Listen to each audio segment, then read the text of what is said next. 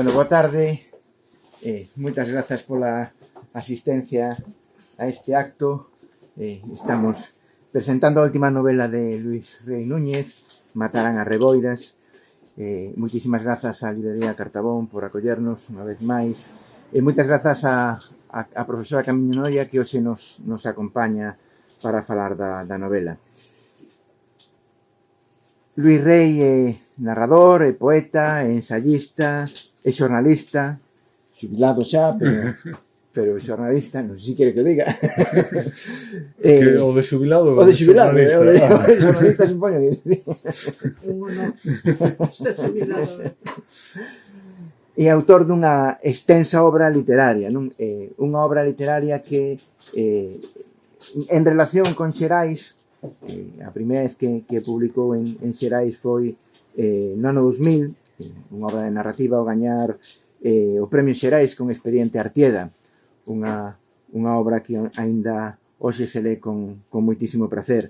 A partir de aí viñeron unha serie de novelas que a editorial foi publicando, A Estrela dos Polisós no 2003, Toda a Vida no 2005, O Señor Lugrís e a Negra Sombra no 2007, Montelouro no 2009, Cita en Fisterra no 2011, Días que non foron, que son relatos, no 2013, O encargo do señor Castelao no 2016 e hoxe este Matarán as Reboiras, sin esquecer, por citalo tamén, a biografía de Rafael Dieste que publicamos no ano 2019 na colección Crónica, pero que ten un perfil distinto.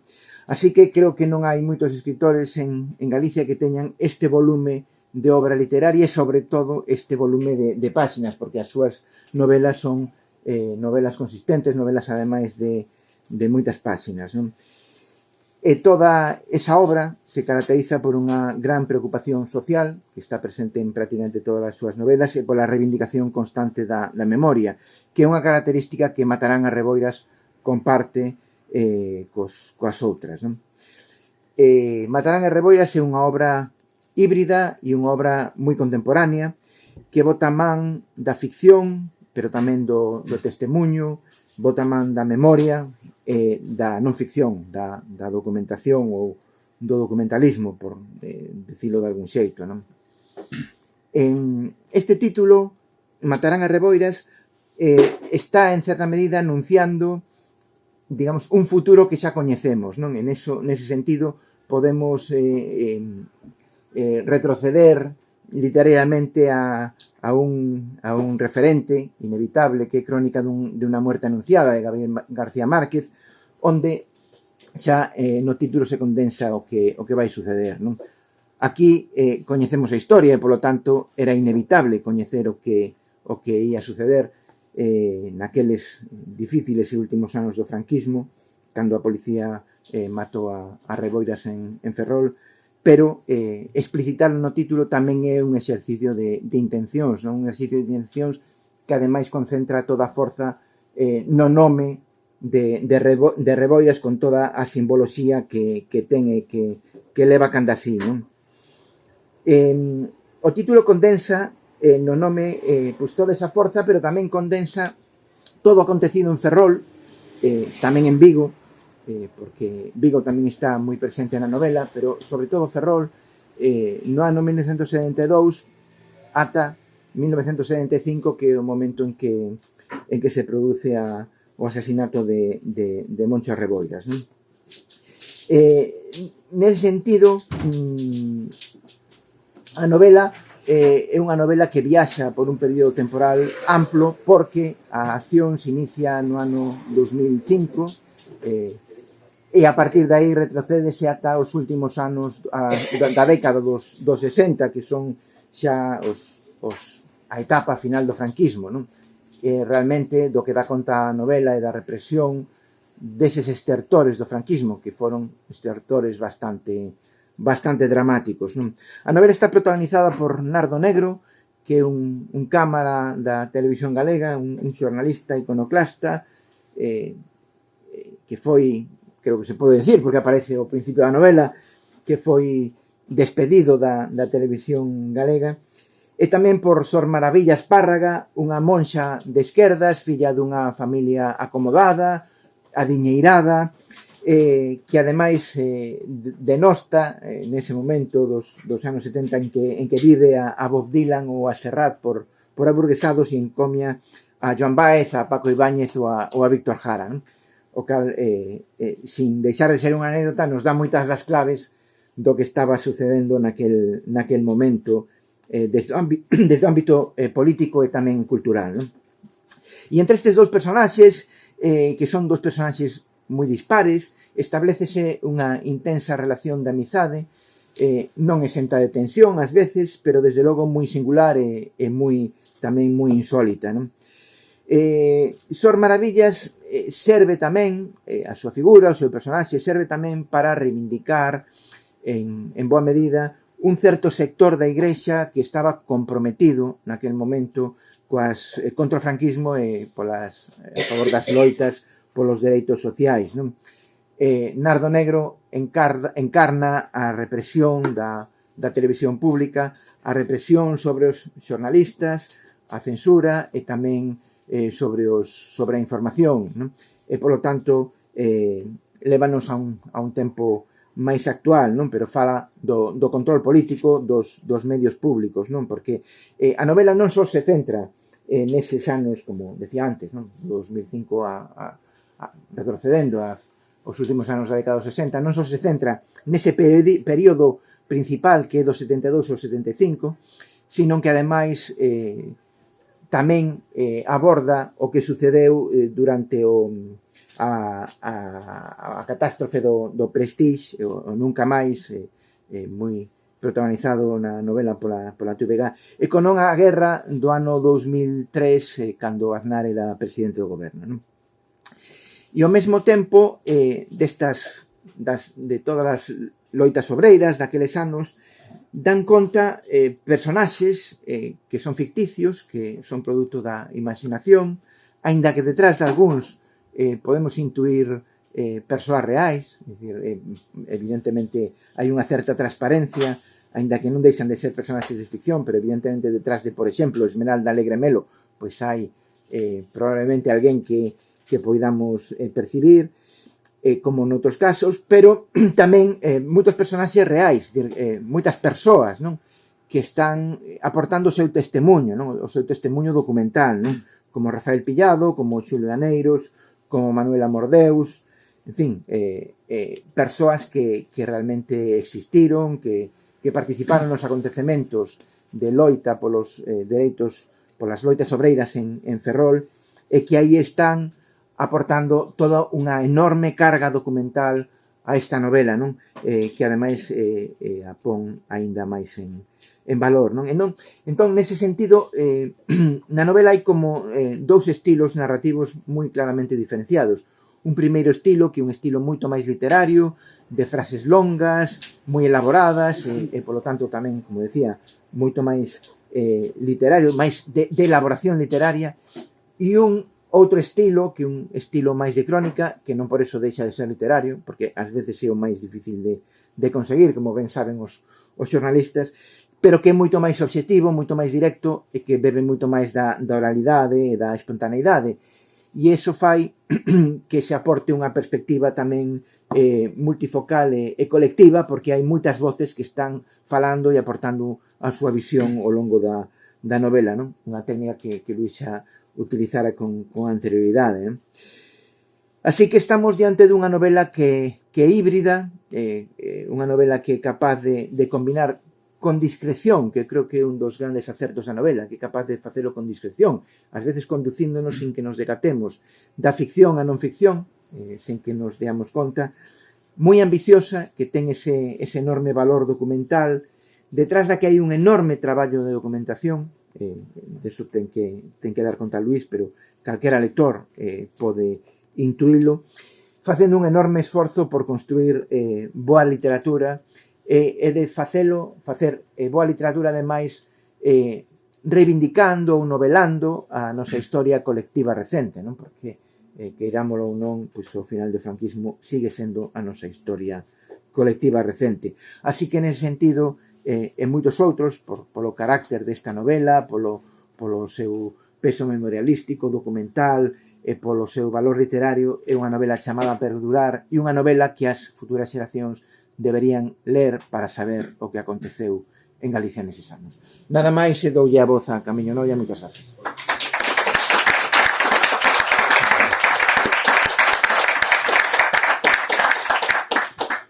Boas tardes, eu xa me queda pouco porque xa contou a novela Fran, pero bueno, algo máis teño que decir. Creo que se esqueceu de decir que Luís foi o director dunha colección magnífica de poesía, a colección Tambo, que desta Diputación de Pontevedra, que publicou autores dos 80 moi bons, pero ademais incorporou novas voces. É unha colección, nós temos moitos deses libros, que ten unha calidade gráfica moi boa e ademais pois, tamén ten calidade os autores que ali están, así que parabéns. Non sei se agora sigues. Sí, sí. Pero agora xa está máis ralentizada. Antes xa agora fai no Amparo Calandraca. É unha colección na que somos bastante selectivos cos títulos que publicamos, pero 2 deles foron Premio Nacional de Poesía. Sí, sí. Un de Olga Novo e outro de Manuel Álvarez Torneiro. Sí, unha boa colección. Ben, dito isto, e se queredes saber máis sobre el, pois ten un blog que co seu nome, asitodoseguido.com, pois el non está toda a biografía, pero dá uns trazos esenciais do que el quere contar da súa vida, que tamén é unha vida, bueno, sobre todo a dos ancestros, non? Moi novelable, tens que meterte aí. Ben, porque estou aquí, realmente estou porque hai moitos anos, non sei cantos, pois preguntoume un día como era a vida no 68, o que sabía eu do 68 en Santiago, de cando eu estudaba, e conteille algunhas cousas que aparecen na novela, non? E que llas fai, pois, fai protagonista delas a estas maravillas da que despois poderá falar el máis. Así que esta foi a causa de que me metera a ler agora esta novela tan extensa e pois quedei moi satisfeita, agradezollo, porque realmente é a historia dos meus anos de adultez. É dicir, que eu vivín todos, non directamente, evidentemente, pero si participei en todos os acontecimentos que hai aí, nas revoltas do 72 en Vigo, despois pois, vivimos desde aquí, pero moi intensamente o que sucedera en Ferrol, e logo xa a morte de Reboiras. Eu non estaba na UPG, pero estivera antes na NPG, e entonces pois toda aquela xente que andaba ao redor pois era moi coñecida, eran amigos moitos deles, así que cando leí isto empecé, este fulanito, este menganito, é dicir, podo dar o nome de xente que está aí con nomes distintos, disfrazados. Hai outros que non, por exemplo, Vicente Couce, un cura de Ferrol, moi comprometido tamén coa clase obreira, pois que era amigo noso e que incluso, xa agora se pode contar aquí, ele estuvo na cárcel de Zamora e coincidiu cos curas porque era unha cárcel conciliar, para curas solo, e estaban os curas que apoiaban a ETA, a xente de ETA, os vascos. Estaban facendo un túnel, el estuvo, non sei se 2 ou 3 anos, saiu, cando el saiu estaban acabando o túnel para escapar, tiñan todo preparado para que os gregos escapasen. Entonces presentouse un día na nosa casa, vivíamos en Chile, para ver se nos podíamos facer algo para leválos cando saísen a Portugal, para trasladar a estes curas a Portugal. Eu, claro, quedei un pouco impresionada porque era moi comprometido aquelo. Pero, bueno, algo se pode facer, en principio, pois agochámolos por aí, falamos con xente, agochámolos en algunha casa, e xa, pois daqui a Portugal hai pouco, así que os levaremos. Como sabedes, a cousa descubriron o túnel, entonces pues quedaron na cadea e non houbo xa escapatoria. E logo, bueno, pues coincidimos con el tamén en algunhas outras cousas, é dicir, Aneiros, por suposto, que tamén o coñecemos moito. Hai xente que aquí ten bastante protagonismo que nós tivemos relación con ela. Ben, polo tanto, pois era divertido ver, ai, mira onde está este, mira que este é así, e como lle pon isto, pois sí, vaille moi a caído ou non lle vai, ou todas estas cousas. Como xa dixo, pois, Fran, eu fixen aquí uns apuntamentos máis de analista que de outra cousa. Mataron as reboiras para min é o que estudiamos como crónica política, non? É a crónica dun tempo que o autor coñece, parte directamente e outra parte pois por investigación xornalística, porque el pois fixo estudios de xornalismo, de dereito, pero logo dedicouse ao xornalismo. Trátase dun modelo de narrativa que opta pola recuperación dos feitos presentados con realismo. E ademais, pois dándolle unha óptica ideolóxica. É un modelo de literatura que aquí en Galicia empezou a finais dos 70, dos anos 70, creo que a primeira é dos 77, pero sobre todo pois tuvo un pulo con Xavier Alcalá, coas novelas de Xavier Alcalá, A Ínsua, por exemplo, Fábula, e logo tamén con Xosé Fernández Ferreiro, que fixo unha serie de crónicas da realidade máis triste, non? De Galicia. E que despois outros foron virando máis cara ao xornalismo, como por exemplo Fran con Tráiler. Aí xa Fran quiso facer unha, el xa o dirá, pero bueno, unha historia testemunho, sin ocultar, sin ficcionar a cousa. Ou Riosil, que non me acordo o nome de... Valentín Carrera. Valentín Carrera, sí, de Riosil. Bueno, estas son xa máis xornalísticas, non? Novelas ou narracións xornalísticas. É dicir, que el non inventa o xénero, pero vendo todas as novelas, eu non as leín todas, porque hoxe non se pode ler todo os que sale en galego, pero as que lle lín e polos títulos, pois Luís fai este tipo de narrativa, unha narrativa que é unha crónica social que está un pouco entre os límites da creación e do xornalismo. E tamén, como outros autores desta mesma modalidade, el xa dirá se é así ou non, pero Luís aproveita a realidade para dar a súa visión ideolóxica deses acontecimentos, non? E tamén, como sucede con outros moitos autores, a guerra civil paira sobre os acontecimentos que describe. Parece como se tivéramos aí algo pendente con este suceso terrorífico que foi a guerra civil e que nos ocultaron a xente da nosa idade, e que agora pois quixéramos sacar a relucir e falar dela como unha débeda pendente que está aí, non? E ver como eso influiu, e que de feito influiu, en cousas que sucederon posteriormente, xa na nosa época, na época da ditadura, pero xa cara ao final. Bueno, no caso de Luís, aparte de todos estes elementos, hai moita lírica. Ele é un poeta, empezou escribindo poesía e notase moito. A novela está inzada de metáforas, de unha linguaxe moi coidada, e sobre todo na ficción, na narrativa de ficción. Logo xa cando falan os intervintes da realidade, da historia, pois incluso hai palabrotas e cousas.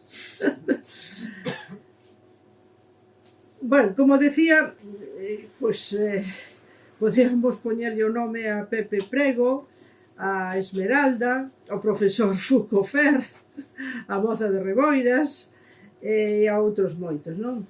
E logo hai outros que se me despistan, que non consigo pois ver quen está detrás. Hoxe preguntei se había un que eu pensaba que andaba por aí, pero díxome que non.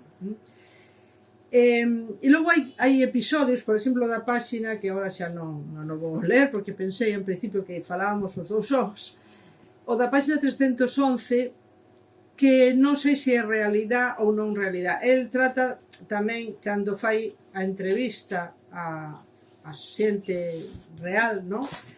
Pois que de diferencialo de cando é narrativa. Hai uns espazos e os narradores son distintos. Incluso non sei se o tipo de letra. Pero hai que parece un relato real, perdome, non sei se non o coñezo realmente, non? Bueno, o que decimos un pouco desde a crítica literaria, en Matarán a Reboiras, a historia, con mayúscula, ou a history, que din os ingleses, está, ou relata a historia, que é a story, non? O que pasa dentro da novela, do que é o mundo da novela. Xa falou Fran dos personaxes curiosos de Nardo, que non sei se ten algo tamén de trasunto do autor, pode decilo, e logo as Maravillas, que me sorprende, que é un personaxe.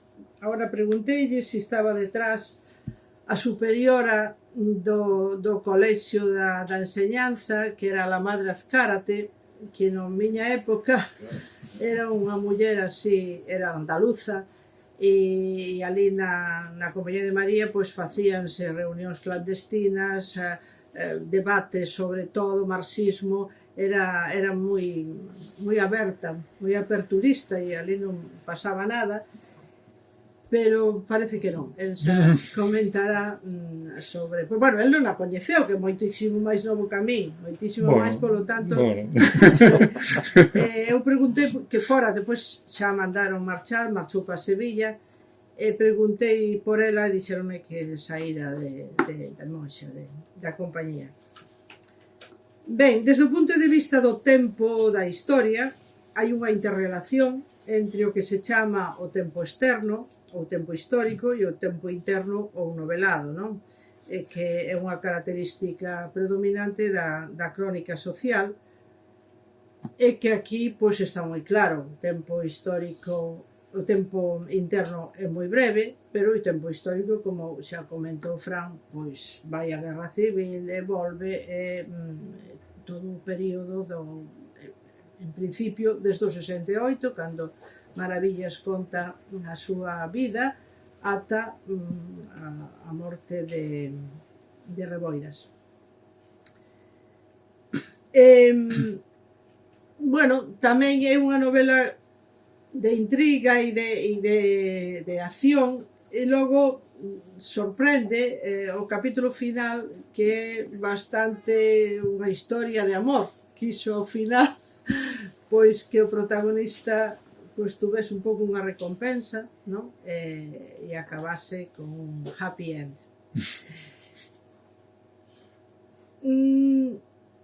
A caracterización de Nardo, que se fai esencialmente no primeiro capítulo, pois é dun home abúlico, que está de volta de todo, xa destripou a Fran que o botaran da televisión galega, e entonces está rebotado contra todos. A descripción de todos os personaxes de los que van saindo é malísima, e bueno, é un tipo que é moi realista, realmente sí que pode ser.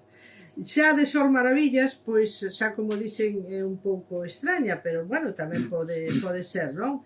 É unha muller, é curioso porque é unha muller maior que a min aínda, nace no 43, según eu lle calculei, nace no 43, e bueno, xa neste momento pois é unha muller no 2005 de 63, 64 anos, mentras que o Nardo ten 40 e tantos. E nada máis, remato con unhas palabras do propio Luís que me gustaron e que están no seu blog. Agora, cando se vai quedando atrás a infancia da vellez, redobro o compromiso coa escrita, ese irredutible país de soidade, silencio e lentitude. Acóllome a eses 3 mandamentos desde a procura da claridade, e só me resta engadir, como pode saberse léndome, que me gusta pasmar ante a insuperable vista do Monte Louro. Viaxar con tempo pola península e a Europa máis próxima e, de vez en cando, saír ao encontro dos lectores con páxinas onde teimo na mellor das proclamas. Amo a vida. Unha vida que desde sempre quero Thoreau, que ese americano que pasou, non sei se un ano ou máis ali nun monte, nunha caseta, vivindo do que daba a terra. E tamén levemente rusoniano, é dicir, discreta, a vida dun ninguén engallolado pola cultura. Nada máis. Moitas gracias.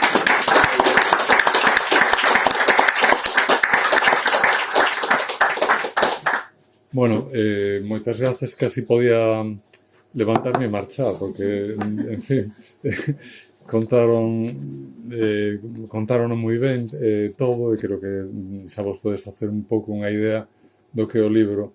Viña para aquí, desde Pontevedra, que é onde vivo, pensando nas explicacións, non? Pensando en que un acto como este un acto no que rendemos explicacións. Eso levábame a unha profesión que é a de rei, no? Que ten nada máis que exercendo unha persoa ou dúas, e que son moi pouco partidarias de dar explicacións, no? En cambio, os escritores, a de escritor é unha profesión especialmente emborcada en explicarse, sin que ninguén nos pida explicacións. Acudimos a actos como este, no que estamos explicándonos, no? Debe ser a profesión na que máis nos explicamos. Creo que tamén é en parte porque en actos como este se reúne a familia do libro, non? Porque están sempre está acompañando o autor, está a figura do editor, que é o responsable de poñer o libro a disposición da sociedade.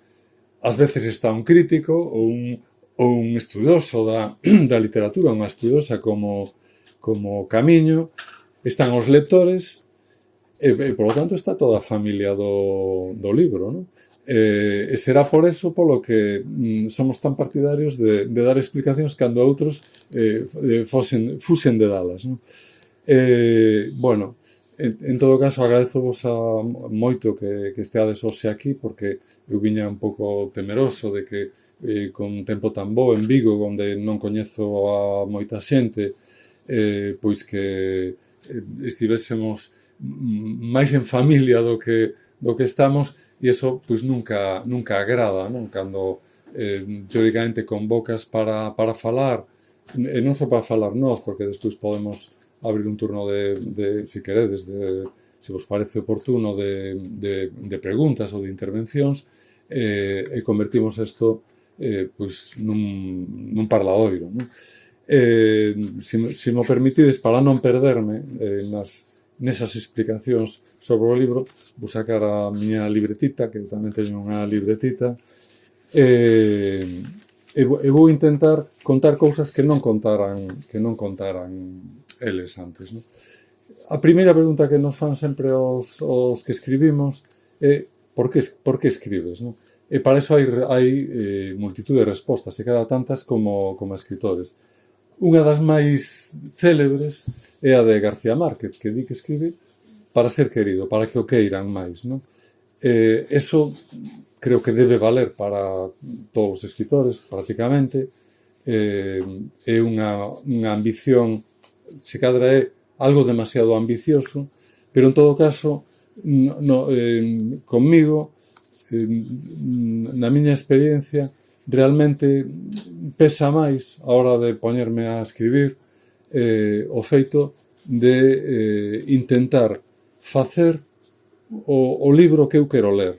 Un libro que quero escribir os libros que eu quero ler e que se non nos escribo eu, pois quedarían sen escribir. E iso permite, sempre escribir narrativa e ficción permite viaxar a outros tempos, viaxar a outras vidas, por eso engancha tanto tamén os lectores, porque non só é que acompañen as vidas dos protagonistas que unha idea a un mesmo durante todo o período de escrita do libro, que poden ser meses ou mesmo anos, senón que tamén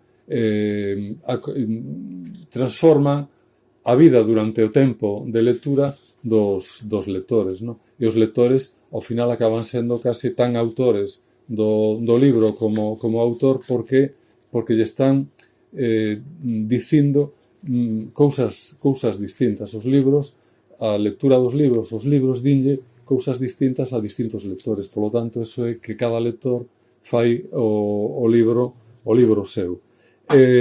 Permite viaxar a outras vidas, permite viaxar a outros tempos e mesmo cometer delitos, non? Sin castigo penal, non? E por eso hai tantos libros moi comerciais de crimes, de atracos, de todas as penalidades que aún se lle pode ocorrer.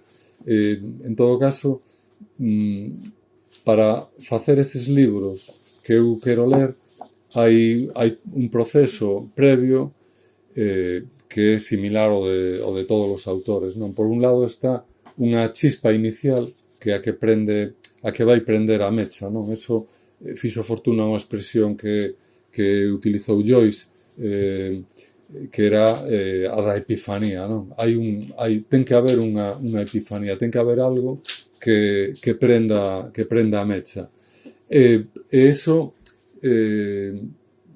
pasa por unha fase de incubación na que cando vai cobrando forma na cabeza dun, pois é redonda, non? Ou está, digamos, na perfección.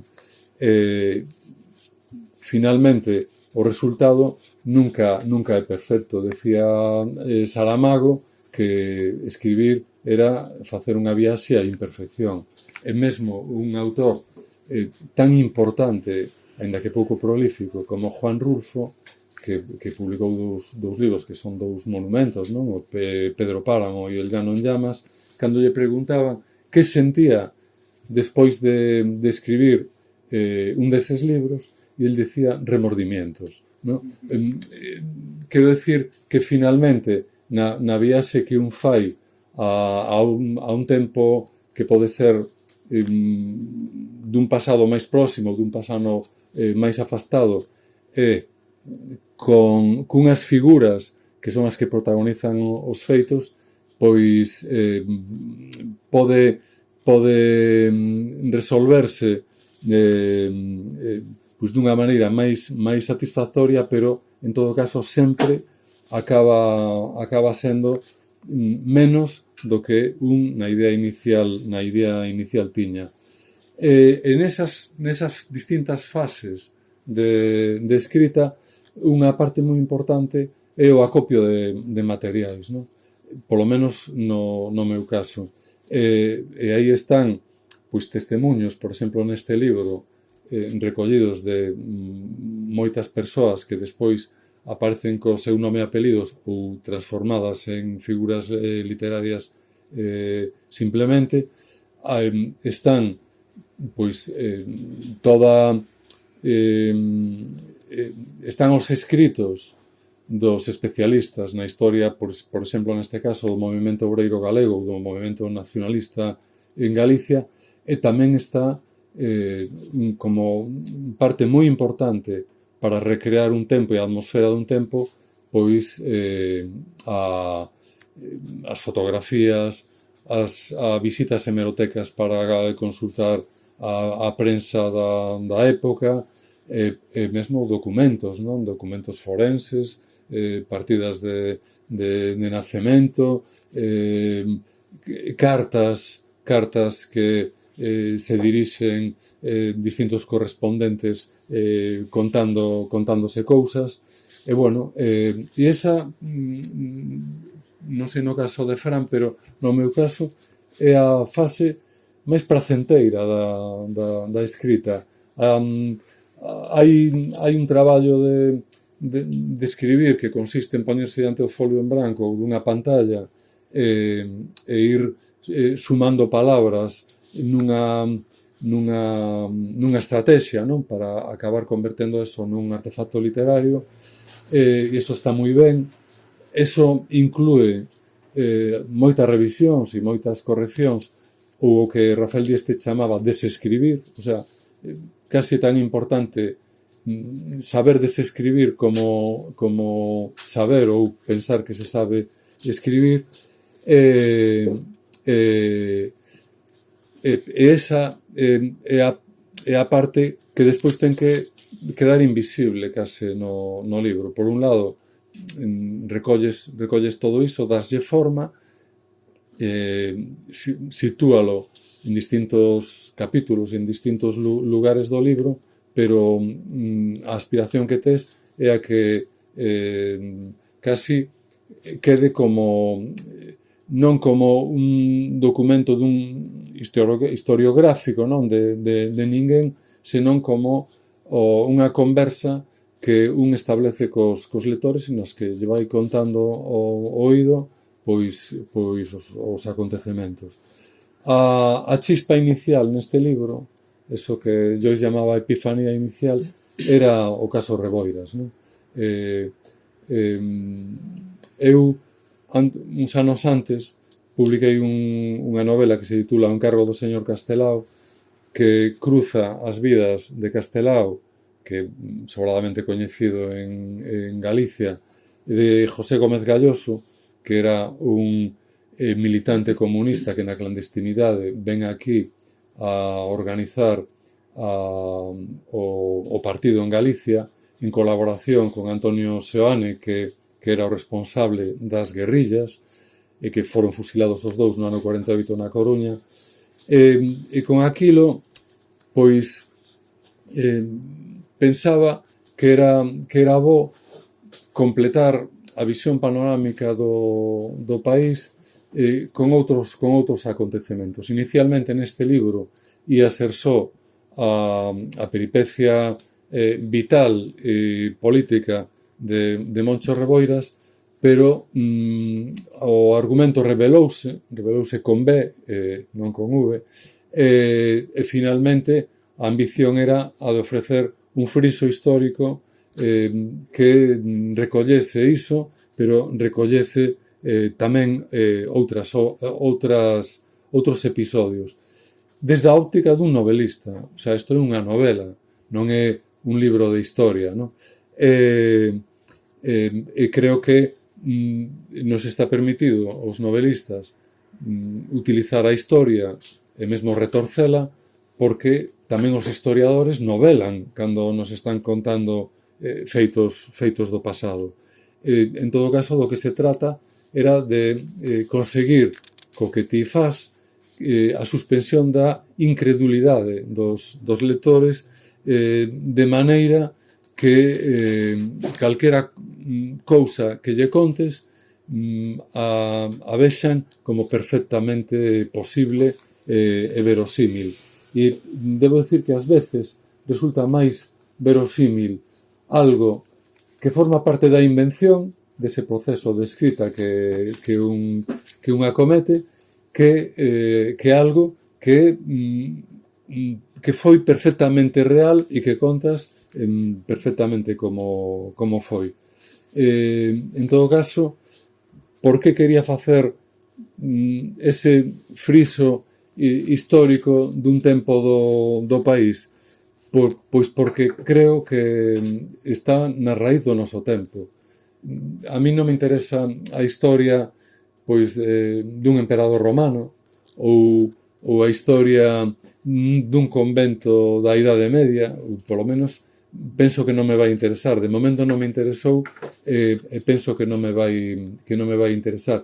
En cambio, a historia máis inmediata, que é os anos da miña propia infancia das 2 ou 3 xeracións anteriores á miña, é dicir, a dos teus pais que padeceron as consecuencias da Guerra Civil, pero cando xa pasou, e a dos teus avós que tiveron que sufrir esas consecuencias dunha maneira máis directa, están na raíz deste tempo, non?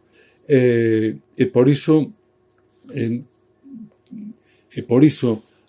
aínda que a temporalización do libro pode coincidir coa dunha serie de televisión como Cuéntame,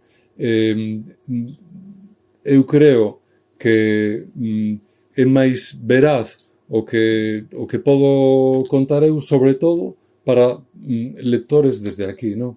A serie de televisión é moi descafeinada, por así decirlo, e presenta bastante edulcorado o tempo, non? Adozado o tempo, e en cambio nós como escritores debemos presentarlo con todas as arestas que tivo.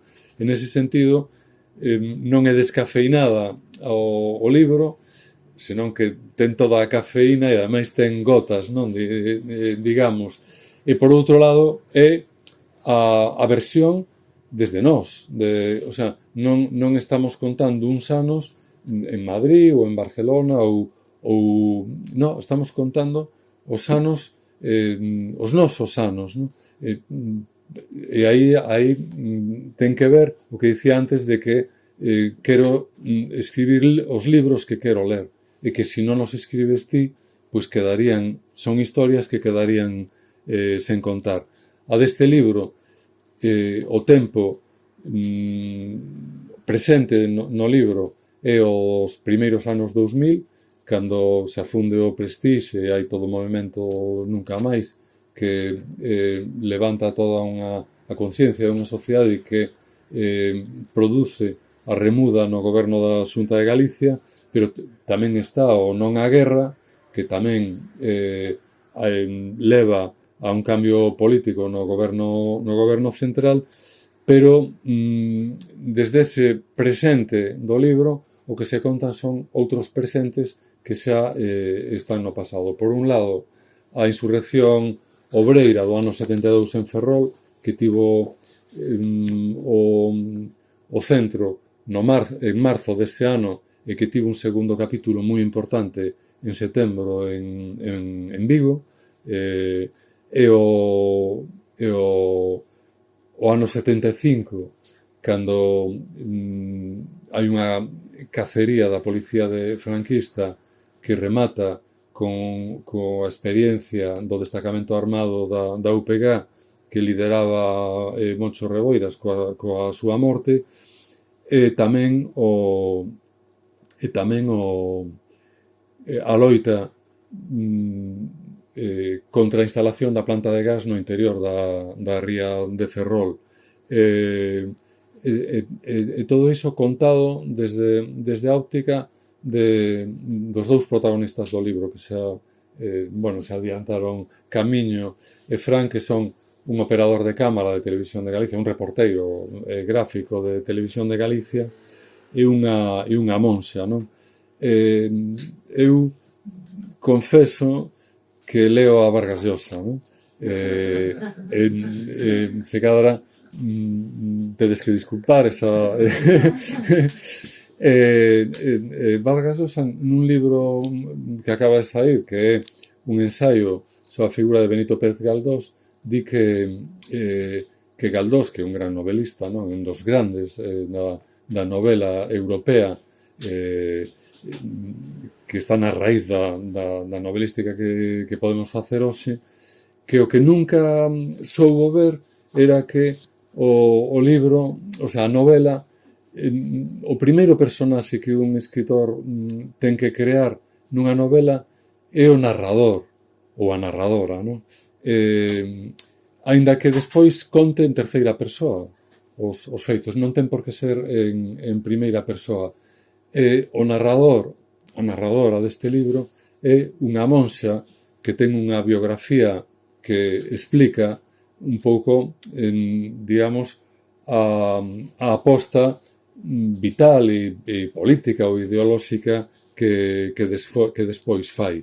E acompañando a ela no libro está ese cámara represaliado nunha empresa como a Televisión de Galicia en tempos no que a manipulación chegara ao seu estado máximo, non? Aínda que agora xa lle chega tamén, non? Bueno, e entonces eso tamén permite que despois o relato dos episodios do pasado se poida facer desde o punto de vista dun documentalista, non? Como documentais de audiovisuais, non?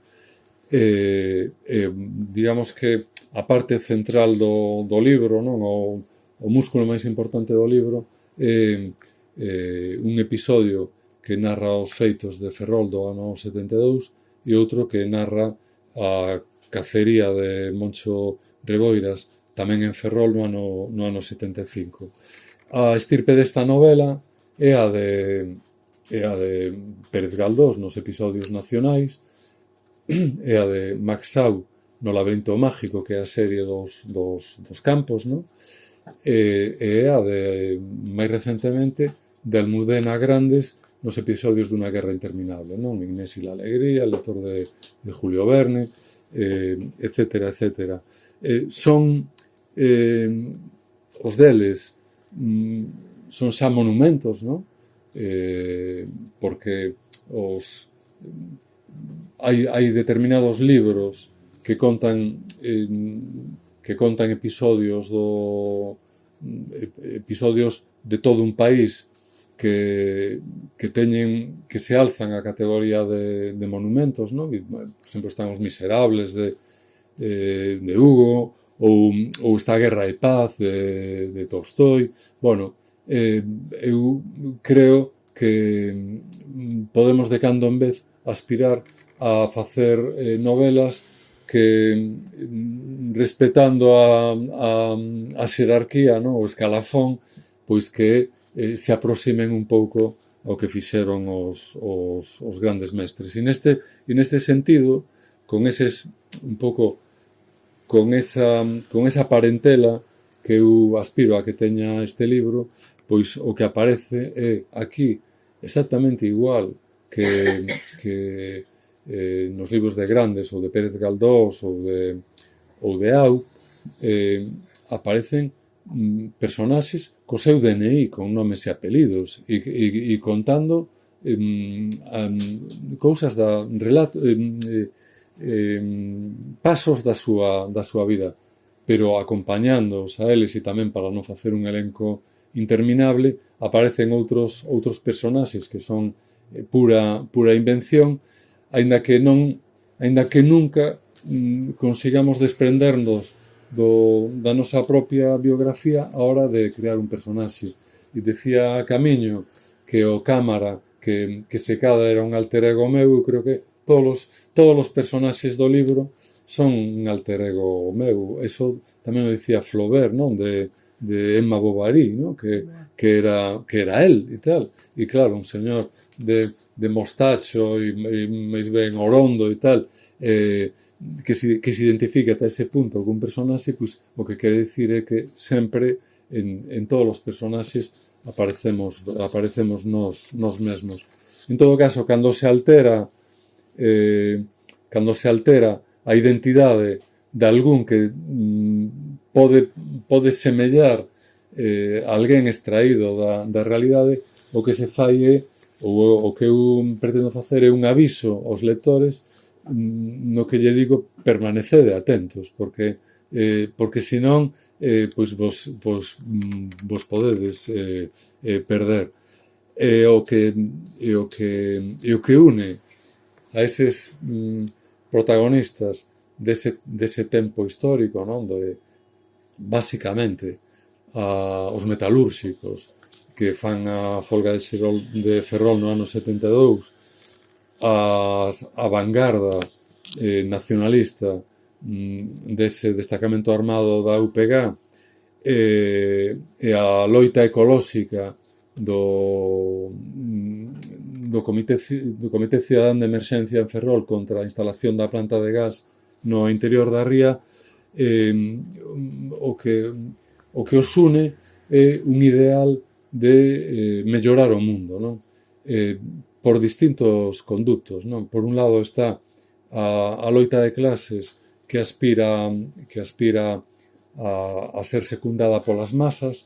Hai un mestre literario galego que nun texto di penso nas masas e gózome na dinamita que conteñen. Esa era un pouco digamos, o que movía a centos e a miles de metalúrxicos no Ferrol do ano 72. Bueno, estamos falando de loita de clases. A loita nacional ou nacionalista no ano 73, 74, 75 era máis de vanguardas audaces, como correspondería se cadra a fouteza da moita mocidade que había nos protagonistas daquela aposta política, que eran moi poucos naquel momento. E por outro lado está a loita ecolóxica, que é a dos que sabemos que non hai un planeta B e que, polo tanto, podemos aspirar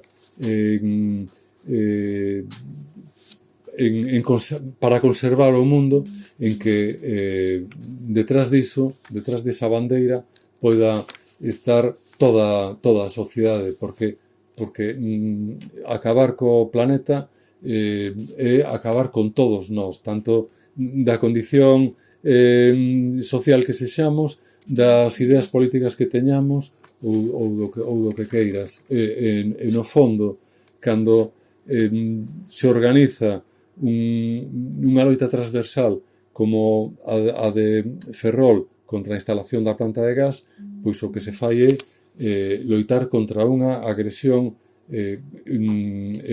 ecolóxica, pero tamén unha agresión a supervivencia de todos, porque eses tanques están a escasos centos de metros do centro de Ferrol e se construen nun tempo no que se está facendo un porto exterior en Ferrol. Por lo tanto, é unha loita transversal, o sea, unha loita de masas, unha loita transversal e unha loita de vanguardas, non? E iso a través duns protagonistas.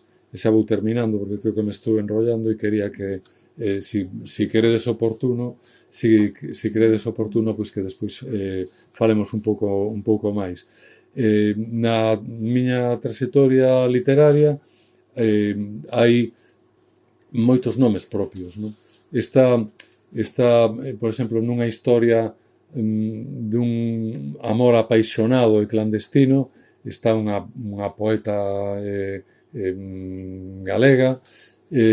Na historia na novela de Lugrís está a bohemia nihilista do propio Lugrís, pero tamén da agrupación de inadaptados que o acompaña na Coruña, pero tamén no Vigo do finais dos 60 dos principios dos 70.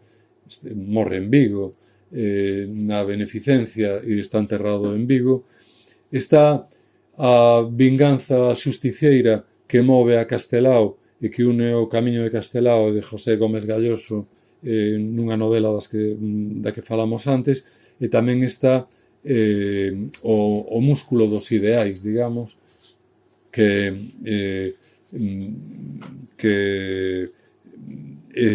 Matarán as reboiras, pois acompaña e dá forma un pouco a loita de todos. E xa para rematar estas explicacións que ninguén pedía se cadra, o que quero dicir é que coas novelas que eu fago hai unha viaxe de ida e volta entre a ficción e a non ficción. É como si, para min, como si a novela, na novela, a ficción lle pedise matrimonio a non ficción, non? Ou viceversa. E entonces, finalmente, o que faz é un artefacto literario que si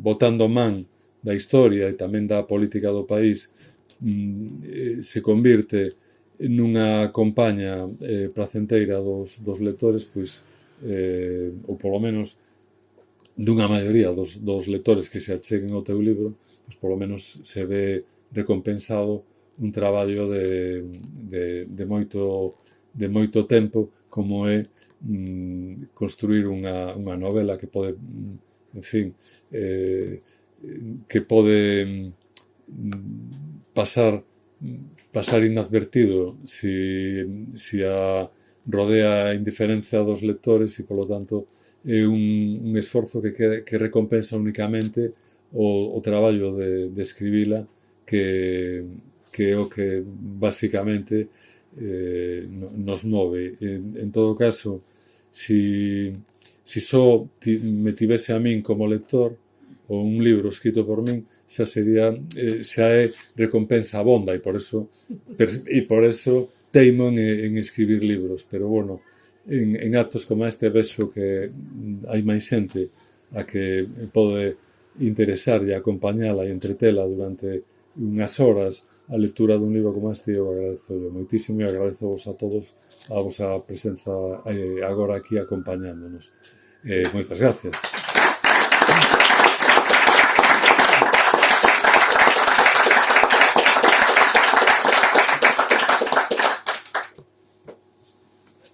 Preguntade, que aquí falamos.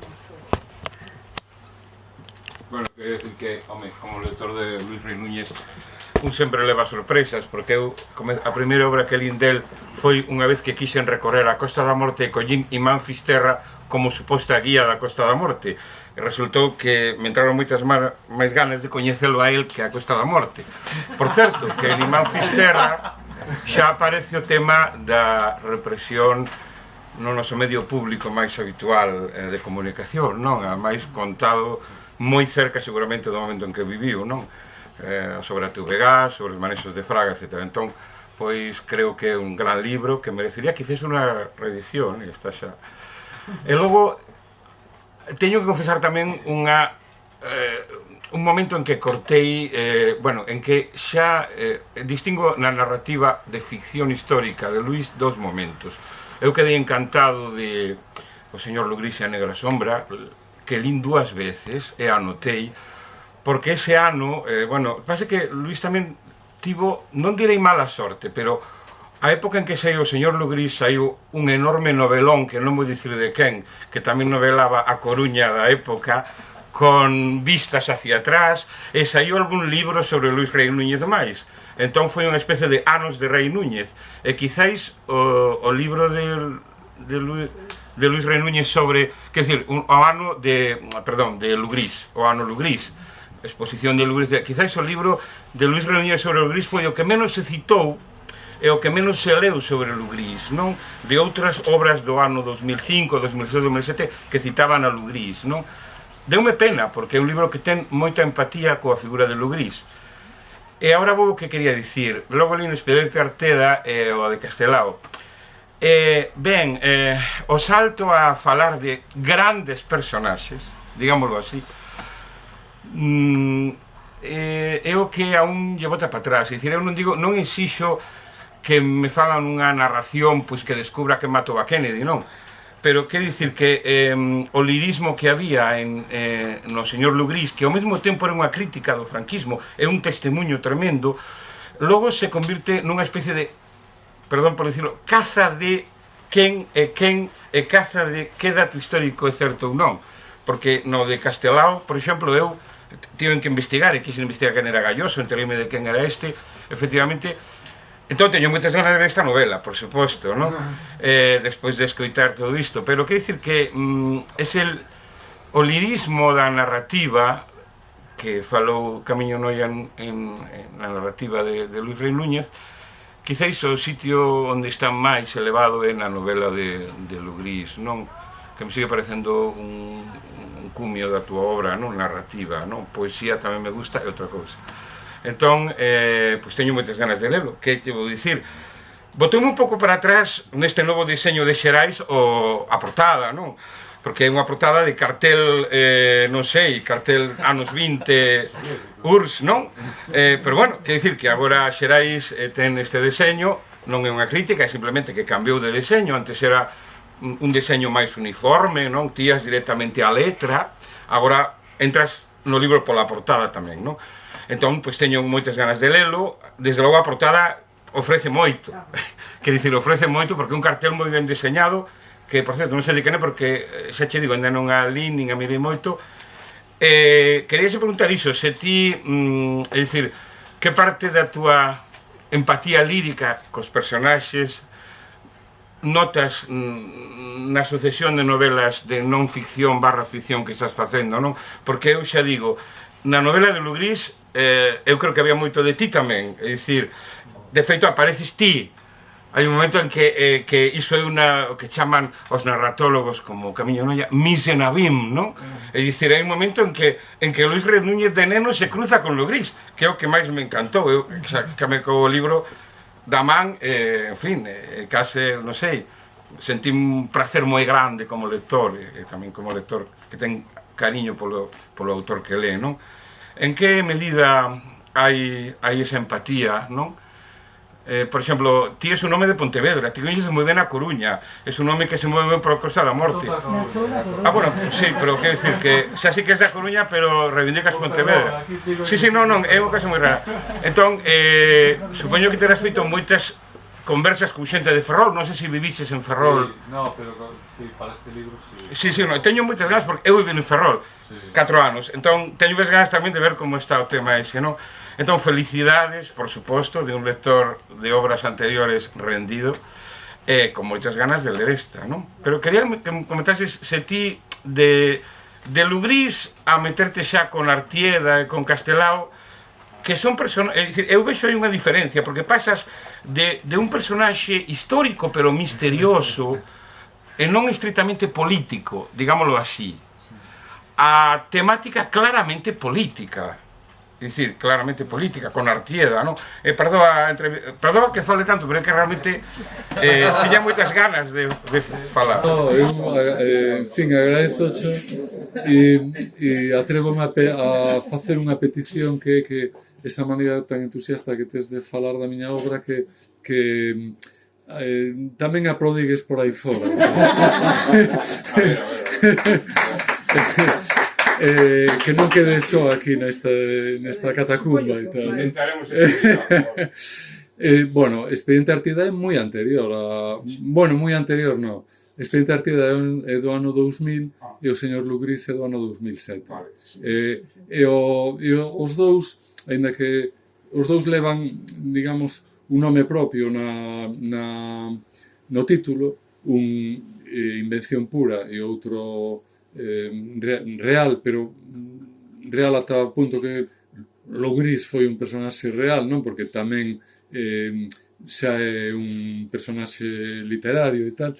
E os dous son libros corais. En Expediente Artieda sae un grupo de xente que organiza na Coruña a resistencia antifranquista cando xa se abandona a loita da guerrilla, non? E anos despois anos despois, na escrita, pero tamén no tempo do libro, pois o que se conta é a vida de Urbano Lugrís, no? Que era tiña moitísimas anécdotas célebres, no? E coñecidas por moita xente, pero que tiña moitas zonas de sombra, no? Eu quixen un pouco iluminalo todo e curiosamente no libro, aínda que se conta algunha anécdota real,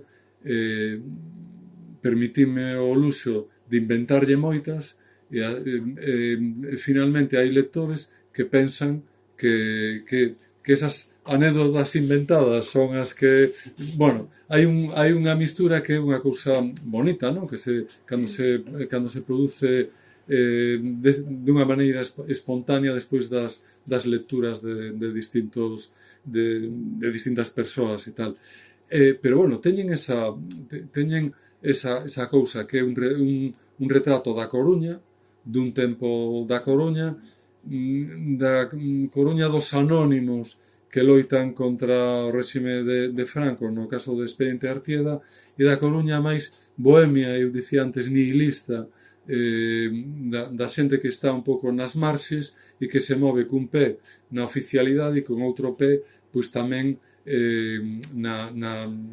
casi na clandestinidade, que era pois, o caso de Lugrís, non? Que chega a pintar no yate de Franco, no Azor de Franco, e un tipo que na República estivo preso, non? Ten unha vida que era xa de por sí moi novelesca, non? Porque participou na Barraca que era o grupo de Federico García Lorca que levaba pezas de teatro por toda España, estivo nas misións pedagóxicas onde coincidiu con Rafael Dieste e despois ten un tempo, ele da Coruña, pero ten uns anos nos que é cando mellor pinta, que vive aquí en Vigo, enchufado na empresa de tranvías, acaba volvendo a Coruña, separándose da muller, abandonando a muller e os fillos. A muller marcha para Burgos, de onde era ela, e el vive como, digamos, capitán do barco de náufragos da Bohemia da Coruña daqueles anos, non? E finalmente no seu naufraxio vital acaba aquí en Vigo mal vivindo, non? Porque non sei se coñecedes onde vivía moi preto do Elixio, nunha oficina, o sea, nun espazo de 4x4 metros cuadrados, sin baño, que realmente era unha oficina onde tiña unha mesa desas dos arquitectos para facer dibuxos e colaxes, e vivindo un pouco pois casi da caridade de xente, bueno, caridade interesada tamén, porque lle sacaban pois un collage por aquí, uns dibuxos por alá, ou mellor algún cadro ou tal, bueno, e nos anos xa finais, cando aproveita, digamos, eivas médicas propias para ingresar no hospital municipal que estaba por ali bueno, ainda está, creo, que é onde morreu, non? Bueno, eu creo que non é tan, o sea, a hora de facer unha especie de fresco histórico, non? Pois vas completando cousas, non? E en ese sentido, pois aparecen figuras que son totalmente inventadas e xa aparecen tamén figuras pois tipo Lugrís, tipo Castelao, tipo Monse Reboiras ou tipo todos os líderes das loitas obreiras de Ferrol, non? Sí, pero cosa que a mí me gustou máis o Lugrís que os libros arden mal, por exemplo.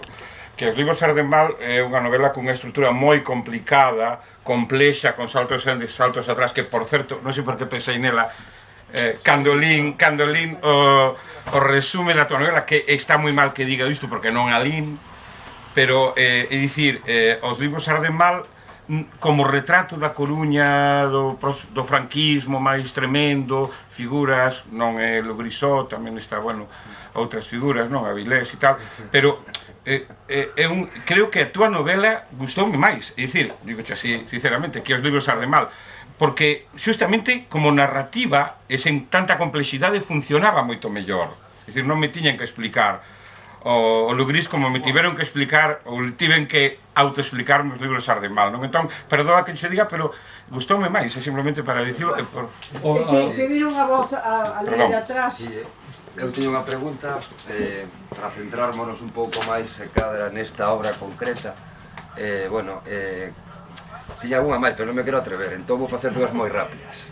Unha directamente ao autor, porque me quedei con curiosidade por saber exactamente a cita de as masas, o que falaches das masas, non? Eso, Ferrín. Ferrín, verdad? E logo outra pregunta un pouco máis aberta, se cadra a Fran ou a profesora Camiño, si hai algún paralelismo ou algún tipo de, bueno, coa novela, co libro de Navaza, Disparos. Si se podería, non sei, si podería haber algún tipo, non sei, algunha conexión, pregunto. Eu non hai moito tempo, xa o teño bastante esquecido, pode haber unha conexión política, pero eu creo que son libros moi diferentes, non? Parecen a mí, porque un libro é unha crónica, é puramente unha crónica, non? E isto sí que é unha novela, entón... E se cadra do que contei antes, pois a idea inicial, se só referías ao libro o caso Reboiras, pois era máis parecida a ese libro crónica de Navaza e tal, pero como despois eso se revela, ten máis ambición detrás, pois xa se afasta diso. No fondo ese libro o que conta é, digamos, como os epígonos ou os irmáns pequenos do grupo que encabezaba Reboiras no ano 74-75.